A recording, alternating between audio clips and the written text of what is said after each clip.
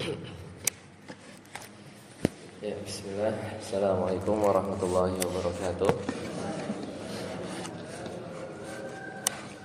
Alhamdulillah bin katsiran thayyiban mubarakan fihi kama yuhibbu rabbuna wa yarda. Asyhadu an la ilaha illallah wahdahu la syarika lah wa asyhadu anna Muhammadan abduhu wa rasuluh. Allahumma shalli ala Muhammad wa ala ali Muhammad. Alhamdulillahilladzi bi ni'matihi tatimmu shalihat. Alhamdulillah kita kembali melanjutkan pembahasan kita dalam kitab HPT ya. Kita masih di bab Kitabul Iman, di rukun iman yang kelima. Terakhir kita sudah bahas iman kepada hari akhir. Itu dimulai dari kematian ya, wafat, kemudian alam kubur, fitnah kubur, azab dan nikmat kubur ya.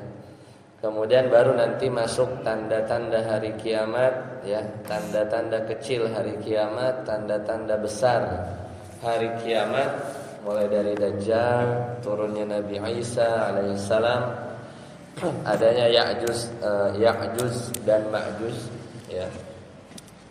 Nanti banyak peristiwa tentang longsor ya, asap, dukhan ya. Kemudian terbitnya matahari dari barat, kemudian api ya, yang menggiring manusia dan seterusnya ya. Jadi kemarin kita baru bahas dari sisi kematian. Kematian ini kemarin ada beberapa tahapan ya. Ada yang dinamakan sakaratul maut, ada yang dinamakan dengan al-ikhtidar ya, jadi proses ya pencabutan nyawa. Ya sampai kemarin kita berhenti di alam barzakh. Jadi kemarin ketika seorang manusia itu mengalami kematian, maka yang pertama dia akan mengalami sakaratul maut. Sakara itu artinya tertutup, karena otak atau akal seorang itu akan seperti orang mabuk ya, sakaratul maut. Kemudian al-ihtidar kemarin apa? Proses dicabutnya ruh dari jasad. Dan kapan seorang itu dikatakan wafat? Ketika 100% ruhnya itu lepas dari jasadnya. Kemudian barulah dia masuk ke alam yang berbeda dengan alam dunia, yaitu alam barzakh. Dan alam barzakh karena kemarin dinamakan barzakh seperti firman Allah Ta'ala, wa minhum waraihim barzakhun ila yaumi yub'atsun. Barzakh itu artinya pembatas ya. Barzakh itu artinya pembatas. Dan kemarin di alam kubur pasti ada tiga ya, ada tiga perkara. Di kubur itu gelap, makanya Nabi SAW mendoakan cahaya supaya terang. Kemudian di alam barzakh itu ada yang namanya apa? Doqtoh, yaitu himpitan kubur. Akan lalu kita bahas. Dan yang keempat yang ketiga adalah fitnah kubur, dan yang keempat itu ada azab atau nikmat kubur. Jadi semua merasakan bahwasanya kuburan itu gelap ya. Makanya Nabi SAW mendoakan siapa? Abu Salamah, Allahumma ighfir li Abi Salamah warfa' darajatahu fil mahdiyyin wakhluf fi aqibihi fil ghabirin waghfir lana walahu ya rabbal alamin.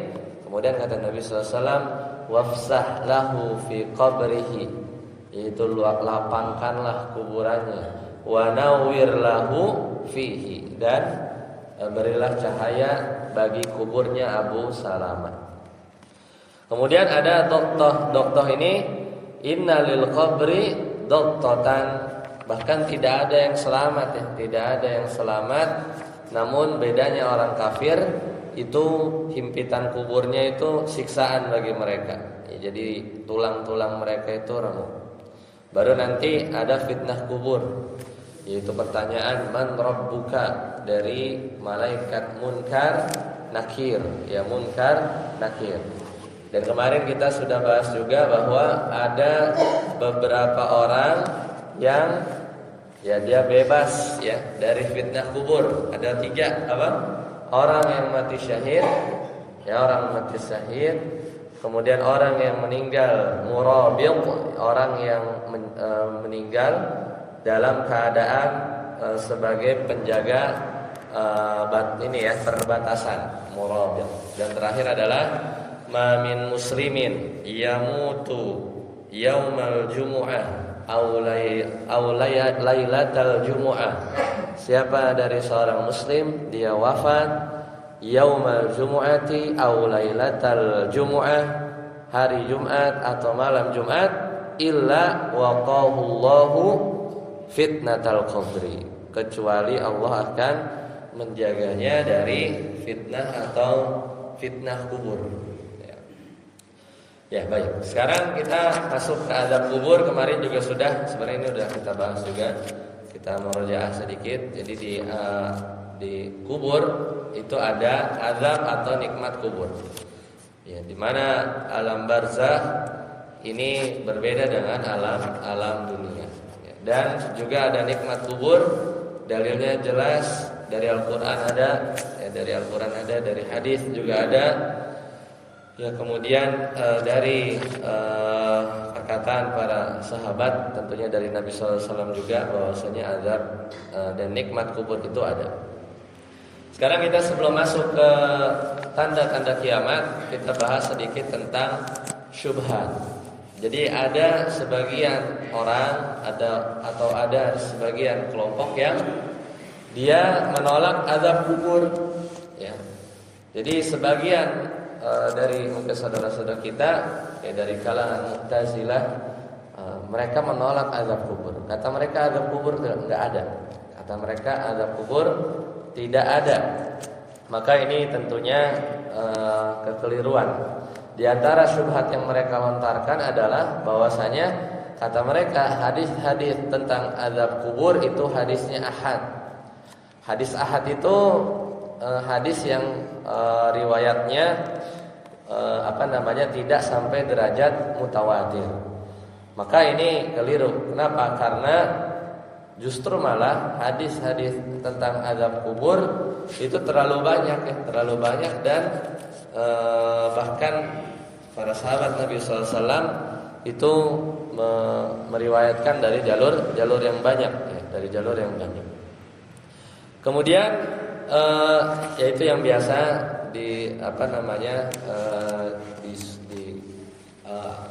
dimunculkan ya oleh sebagian orang bahwasanya azab kubur itu tidak ada. Kalau tidak ada, tidak mungkin kita diperintahkan atau disunahkan untuk berdoa agar terhindar dari azab kubur. Ya, dalam setiap sholat kita. Berarti azab kubur itu mesti ada. Nah, sekarang pertanyaannya, apakah ini sering ditanyakan juga? Apakah azab kubur itu hanya terkena kepada ruh kita saja yang merasakan? Jadi yang disiksa itu ruh kita saja, atau jasad saja kayak di film-film atau di majalah Al-Hidayah ya. Azab apa gitu kan. Apakah kayak begitu jasad saja? Dulu kan ada majalah yang isinya azab-azab itu. Atau dua-duanya, ruh juga diazab, jasad juga diazab. Maka sebagian pendapat bahwa azab kubur itu hanya berkaitan dengan ruh saja, dengan berdalil dengan akal. Karena orang-orang yang kata mereka ya, jadi sebenarnya dua, tapi sebagian mereka enggak, ruh aja. Kenapa? Karena gimana kondisi orang yang misalnya dia meninggal tenggelam naik kapal, jasadnya udah dimakan sama ikan gitu ya, atau mungkin ada orang yang meninggal jasadnya itu terbakar misalnya, hangus gitu ya, jadi abu gitu ya. Ya maka ya harusnya azab kubur dan ruh saja, karena kan bisa aja ada sebagian jasad yang dia sudah ditelan bumi gitu ya. Maka yang benar kata Nabi SAW, ya, fatu'adu ruhuhu fi jasadihi, kata Nabi SAW, ruh itu nanti akan dikembalikan ke jasadnya. Kemudian juga Nabi SAW bersabda, seorang hamba ya jika diletakkan di kuburannya Ya, kita nganterin jenazah kan. Kemudian seorang hamba jika diletakkan di kuburannya, lalu yang mengantarkan jenazah atau pelayat itu meninggalkan kuburannya, itu udah kelar, ya udah kelar. Dan telah pergi kawan-kawannya, bahkan sang mayit ini mendengar suara sendal mereka, la yasma'u qur'ani alihim. Jadi kata Nabi SAW ya, dari dalam hadis yang sahih, beliau menjelaskan, hadis ini diriwayatkan oleh Imam Bukhari, bahwa mayit itu dia mendengar langkah-langkah kawan-kawannya atau yang melayat meninggalkan kuburannya. Maka datanglah dua malaikat. Kemudian kata malaikat apa? Ata malakani munkar nakir fa aq'adahu. Kemudian dua malaikat itu ngedudukin, ya, mendudukkannya. Ya. Maka kata Nabi SAW, ya perhatikan sabda Nabi tersebut, kan udah beres, udah pulang, datang atahul malakani, datang dua malaikat, fa'adahu, maka dia mendudukkannya. Maka apa yang bisa dibikin duduk kecuali ini jelas bahwasanya ini adalah jasad, ya, adalah jasad. Jadi jasadnya, ya, yang berkaitan dengan jasad, maka itu yang bisa didudukkan. Karena sifat duduk itu hanya ada pada ruh atau jasad? Jasad. Yang bisa dibilang duduk tuh ruh apa jasad? Jasad. Maka ini menunjukkan bahwasanya kaitannya dengan jasad. Ya. Ya seperti itu ya. Jadi itu yang dipilih ya, salah satu pendapat. Kemudian itu pertanyaan pertama. Jadi dua-duanya ya merasakan.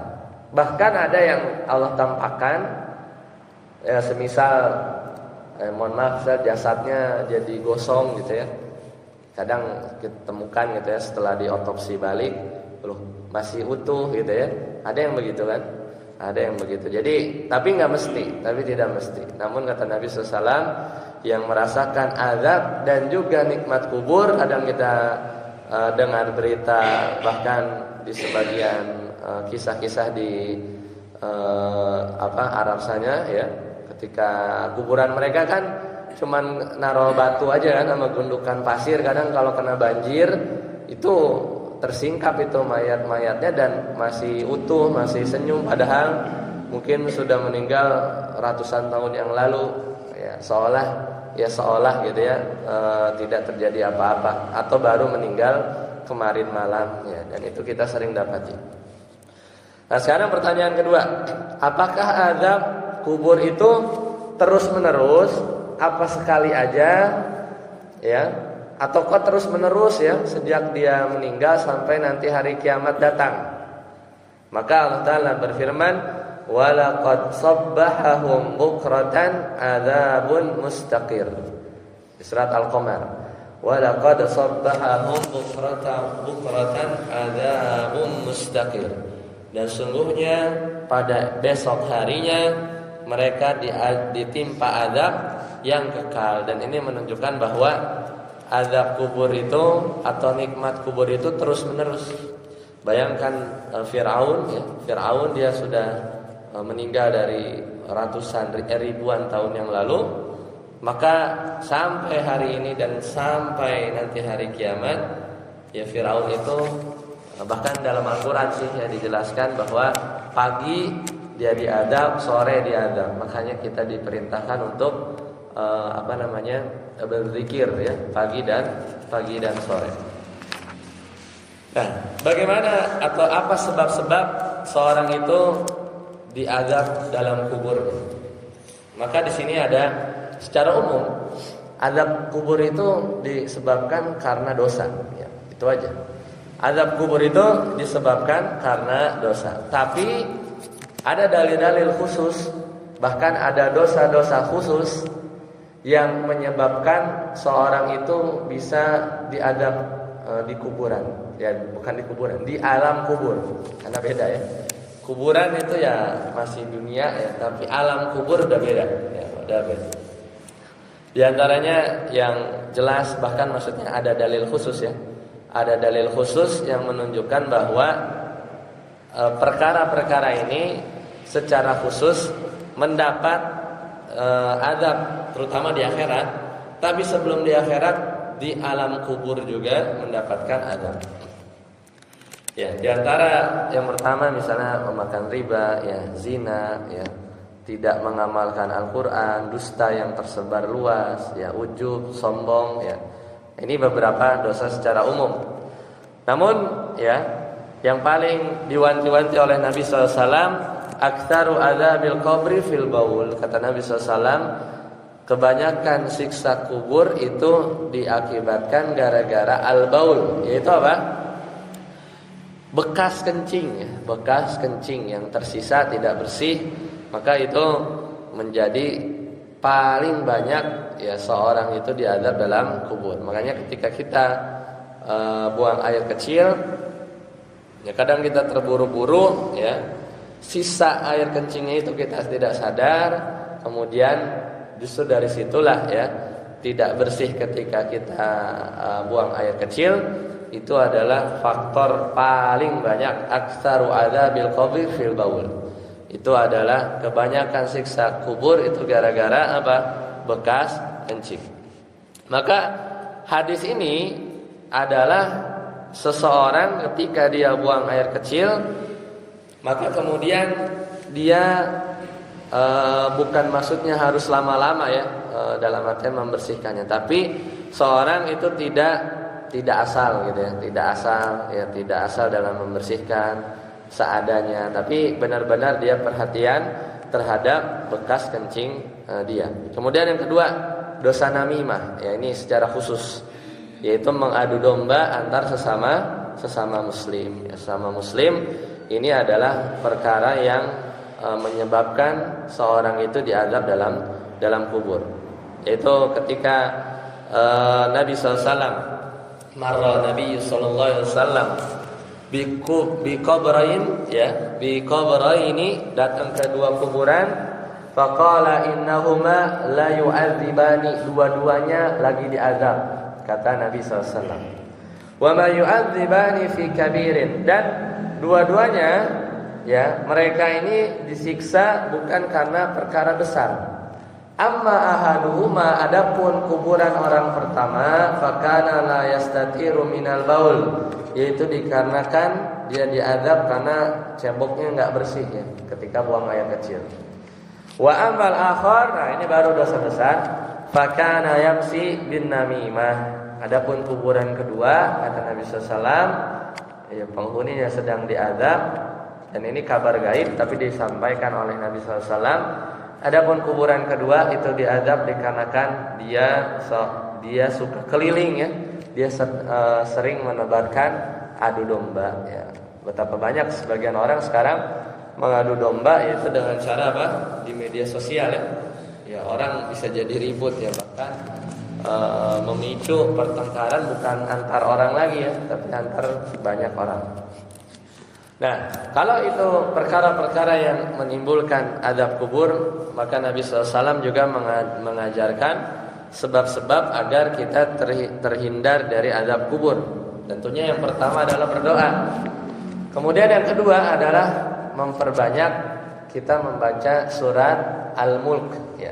Surat Tabarakalladzi biyadihil mulku wa huwa ala kulli syai'in qadir, ya. Kata Nabi SAW, Al-Mulk itu adalah al-mani'ah, dia adalah yang mencegah, penghalang dari azab kubur, penghalang dari azab kubur.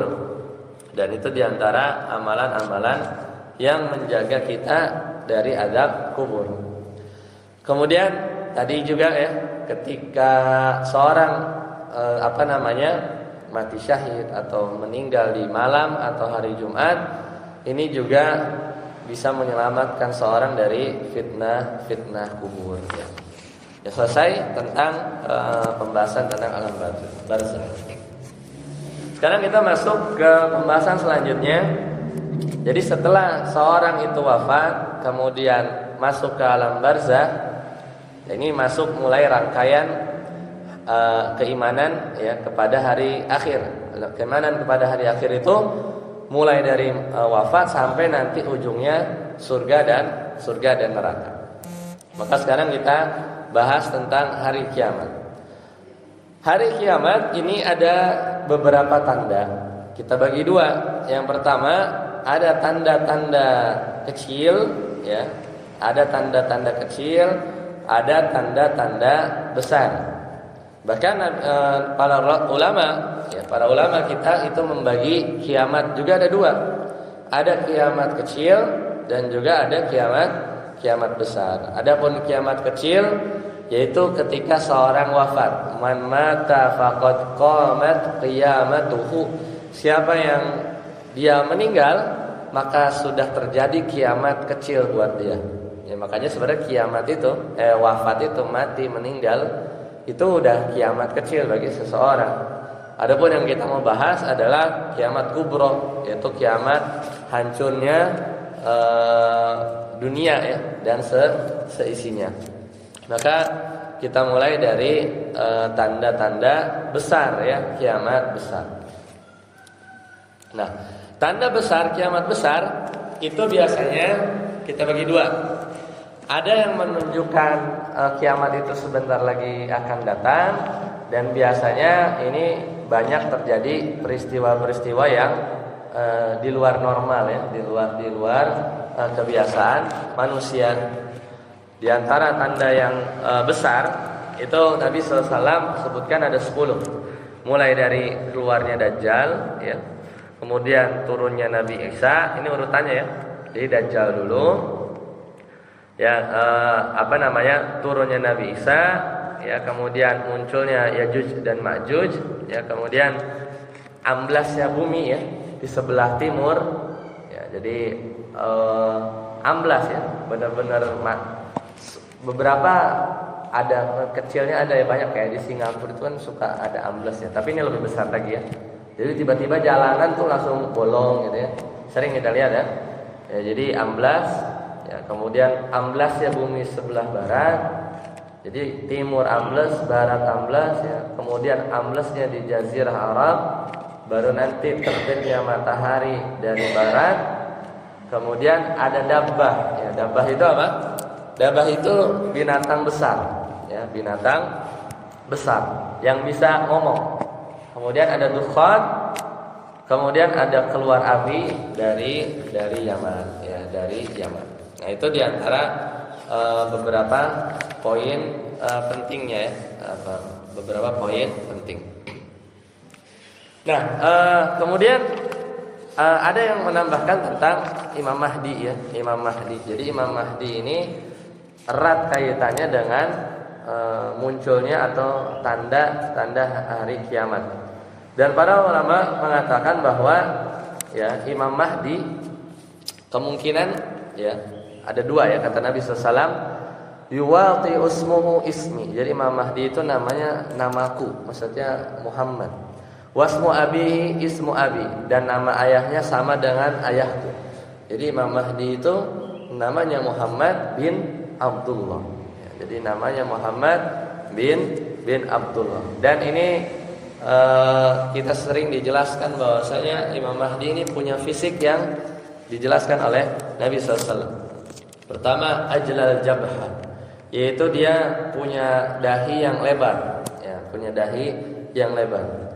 Jadi maksudnya agak botak bagian depannya. Aqnal anfi, hidungnya mancung, ya, hidungnya mancung. Kemudian ini ciri yang sering dijelaskan oleh para ulama. Dulu tahun 1970-an itu tatkala musim haji, ada orang yang ngaku-ngaku menjadi Imam Mahdi. Jadi dia ngerebut mikrofon Masjidil Haram ya saat imam lagi sholat ya, dan dia bilang saya adalah Imam Mahdi.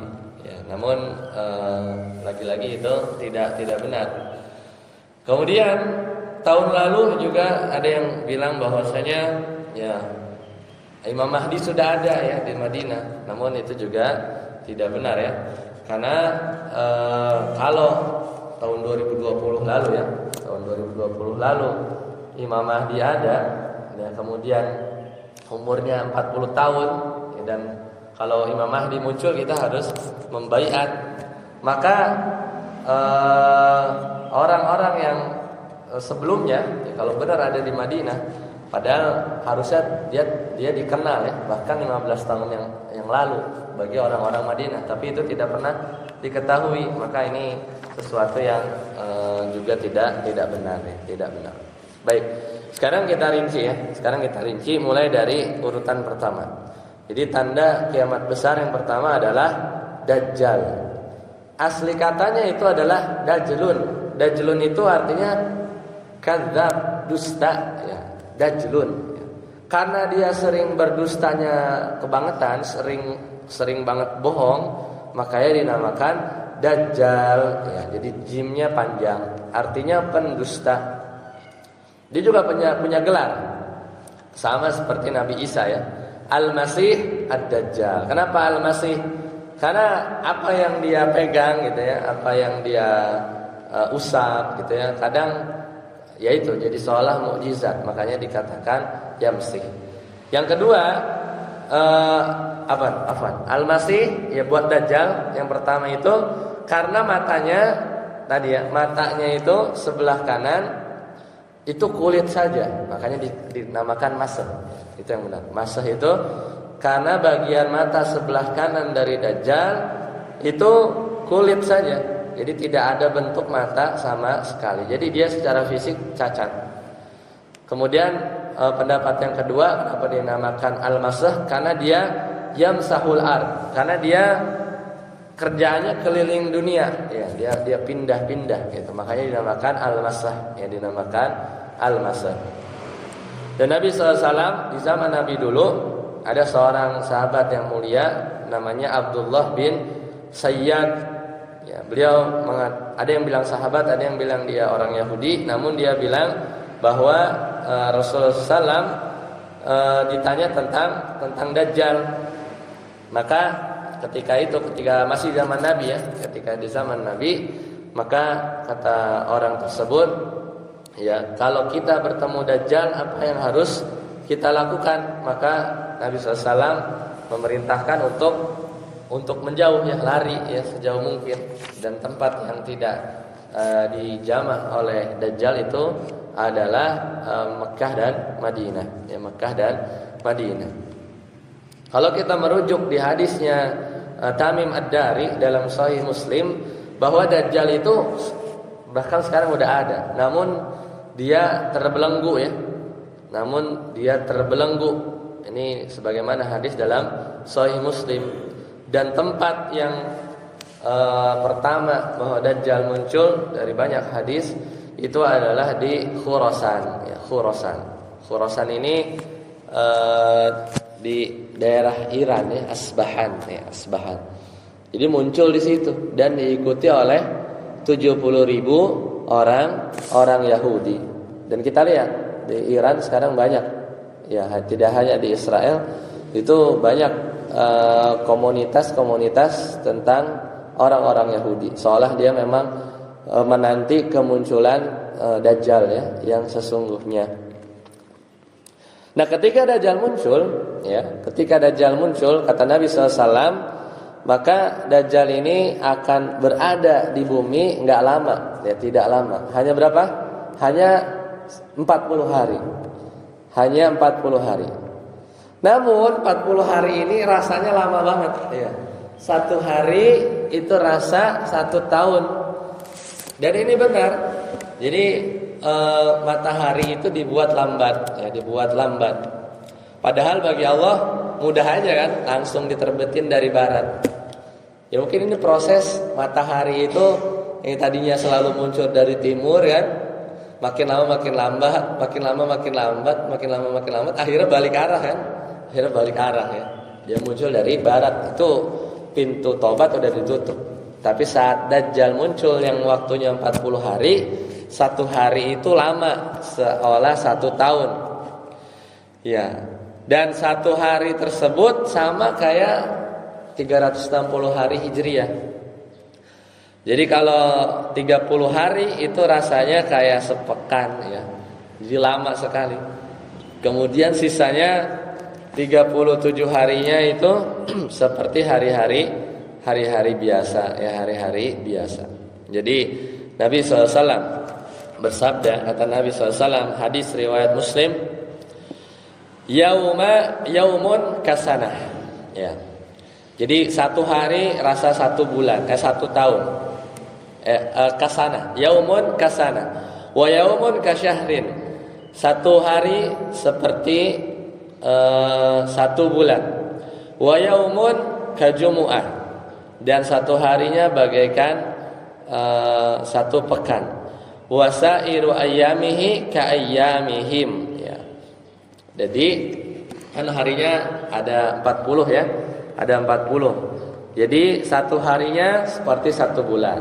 Satu harinya lagi seperti tadi satu tahun, seperti satu bulan. Satu harinya seperti satu pekan. Jadi kalau kita bagi Dajjal itu turun 40 hari, hari pertama paling lama. Hari pertama itu kayak satu tahun. Hari kedua itu lebih cepat. Kata Nabi SAW, yaumun kasyahrin, seperti satu bulan. Hari ketiga lebih cepat. Satu hari, yaumun kajumu'ah, seperti sepekan. Hari keempat, 5, 6, 7, 8, 9 sampai 40 seperti hari-hari biasa.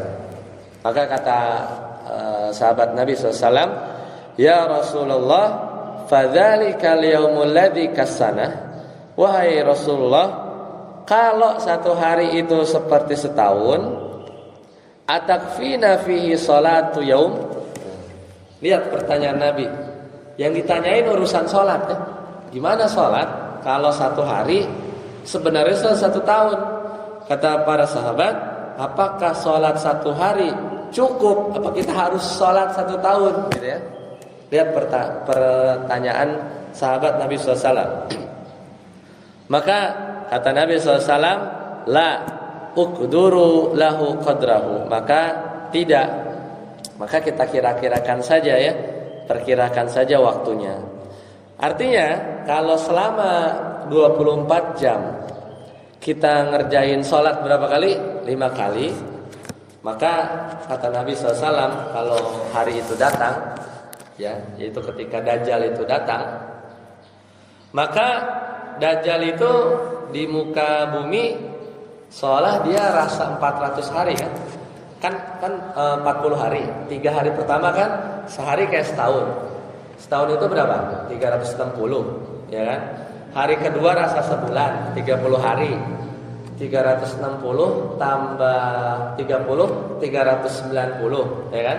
Hari ketiga satu hari kayak sepekan, 7 hari. Berarti 360 tambah 30, 390 tambah 7, 397, ya kan? Tambah sisa-sisanya. Jadi kurang lebih 400-an hari. Maka cukup buat Dajjal buat keliling, ya, buat keliling di muka bumi ini, ya. Di muka bumi ini, dan Dajjal itu bergerak dengan sangat cepat, ya. Dengan sangat cepat. Karena Allah izinkan seperti itu. Di antara kesaktian Dajjal, dia bisa turunin hujan, ya. Tadinya tanahnya tandus, maka tanah itu akan jadi subur. Kemudian tempat orang-orang yang beriman kepada Dajjal, ini kalau pengikut Dajjal, ini tempat-tempat orang yang beriman kepada Dajjal itu berkah. Kan bingung, ya, ngeri, ya. Itu fitnah sekali. Kemudian dia bisa keluarkan harta dari dalam tanah, ya. Dia bisa hidupkan orang yang mati, ya, kayak Nabi Isa, ya. Dia dapat berjalan secepat angin. Kalau goi bistadbar tahu arri. Nah, itu Dajjal, ya, dia bisa berjalan secepat angin. Kemudian Dajjal itu selalu disertai dengan 2 sungai. Jadi ada pilihannya, ada sungai api, ada sungai air. Siapa yang beriman maka dia disuruh minum, ya, dari sungai air. Tapi kalau dia nggak beriman maka dia suruh minum dari sungai api. Maka itu fitnah yang luar biasa. Padahal tadi fisiknya apa? Tubuhnya besar, ya, matanya cacat. Kedua pahanya itu saling menjauh, kayak mungkin gambarannya kayak orang yang kena polio ya. Di pahanya itu kan kalau orang normal kan pahanya lurus ya. Tapi kalau Dajjal itu pahanya menjauh, kiri kanan itu menjauh. Kemudian rambutnya keriting ya. Mata yang tadi nggak ngelihat itu nggak menonjol ya. Kemudian nggak terlalu ke dalam ya. Itu ciri-ciri fisiknya. Rambutnya ikal berdasarkan hadis dari Hudzaifah Ibnu Yaman ya. Kata Rasulullah SAW, Dajjal itu dia memiliki rambut yang ikal. Dan pelajarannya adalah Dajjal ini dia tadi berputar ya. Tidak ada satu lorong pun dari lorong-lorong kota Madinah kecuali malaikat akan menghalangi Dajjal untuk masuk ya. Dan di situ Allah mengeluarkan orang-orang kafir dan orang-orang munafik dari kota Madinah ya, seperti itu. Ya. Jadi ya maka kita sangat ingin ya tinggal di kota Madinah, kita ingin tinggal di kota Mekkah ya.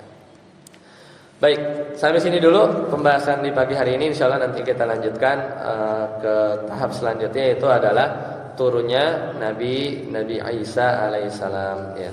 Baik, jika ada pertanyaan dipersilahkan.